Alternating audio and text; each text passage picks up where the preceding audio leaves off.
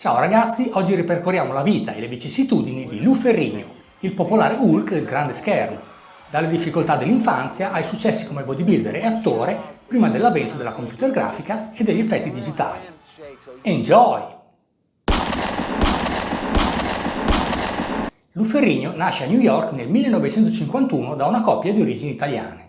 Purtroppo, ancora in fasce, contrae un'infezione alle orecchie e perde l'80% dell'udito. Sin dall'infanzia dovrà portare un apparecchio acustico e la semisordità giocherà un ruolo importante nella vita di Lou, un handicap che a suo dire gli ha dato la grinta e la motivazione per impegnarsi ed emergere. A 13 anni comincia ad allenarsi con pesi autocostruiti, ispirato dal mitico Steve Reeves, già Mister America, Mister Universo e interprete di Ercole sul grande schermo. Sebbene alto e snello di costituzione, Lou risponde bene all'allenamento con i pesi e cresce rapidamente, il che lo stimola a gareggiare e nel 1971 vince la sua prima grande competizione, il Mister America Team, per atleti sotto i 20 anni.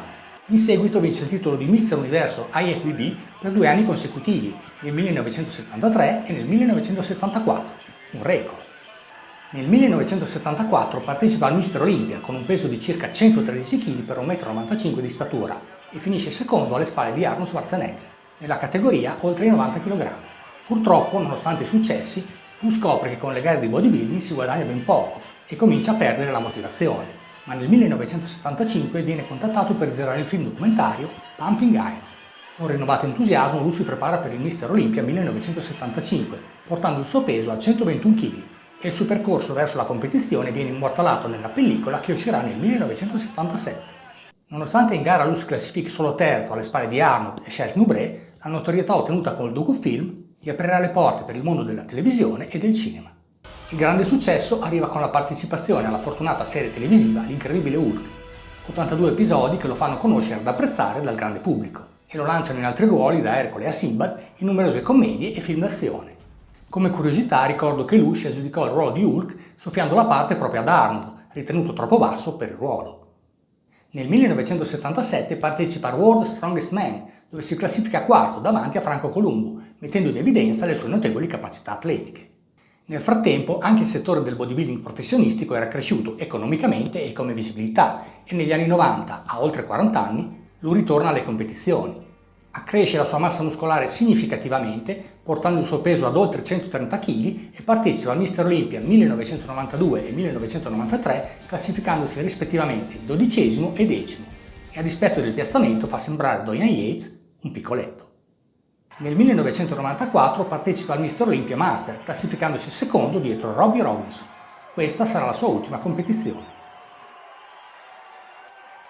Negli anni 70 l'allenamento di Lou seguiva i dettami della old school, con allenamenti ad alto volume e frequenza nei quali utilizzava grossi carichi e ripetizioni parziali, ma col passare degli anni ha apprezzato l'importanza di curare maggiormente il riposo e il recupero e la corretta esecuzione dei movimenti a discapito del carico utilizzato, per isolare i muscoli lavorati con un allungamento e una contrazione completa, in modo da stimolare il muscolo al meglio e ridurre la possibilità di infortunarsi.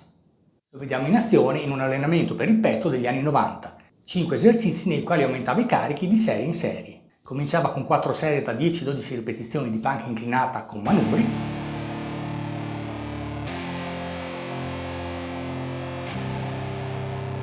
poi 4 serie da 10-12 ripetizioni di croci con manubri su panca piana,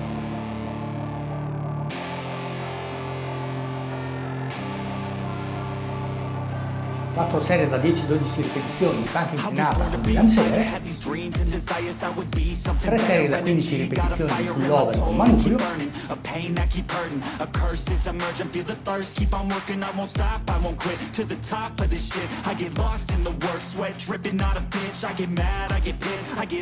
'per finire 3-4 serie da 15 ripetizioni di cave incrociate. But I've learned to embrace it, cause I've been working, I've been waiting, never complacent, cause I'm so close I can... Riassumendo, la storia di Lou Ferrigno ci porta un messaggio positivo, dimostrando come con l'impegno e la forza di volontà sia possibile sconfiggere le avversità della vita e costruirsi un successo personale a dispetto degli ostacoli che il destino ti propone, e che non è necessario essere sempre primi in tutto per costruirsi una vita di successo.